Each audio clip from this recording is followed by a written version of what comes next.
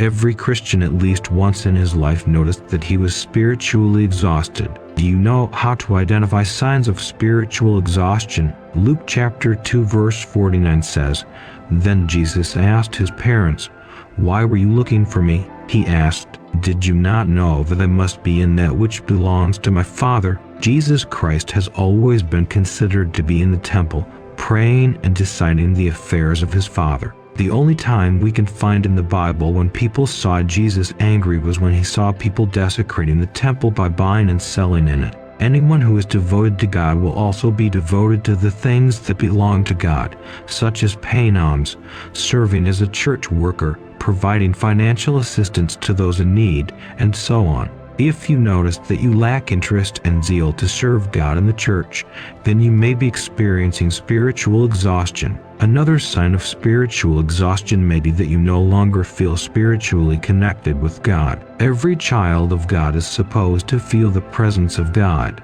You must have a spiritual gift that you use to the glory of God, such as the ability to speak in different languages, dreams, visions, the ability to heal, and other gifts that God has given you. That moment when you do not feel spiritual union with God and cannot access your gifts that you received from God, this can be a sign of spiritual exhaustion.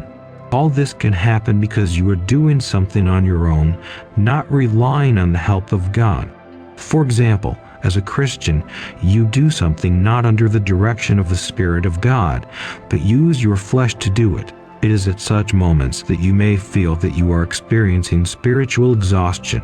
And all this happens because when you distribute the gifts of God, you do not have time to be filled with the help of the Holy Spirit. And in the end, it leads to spiritual exhaustion.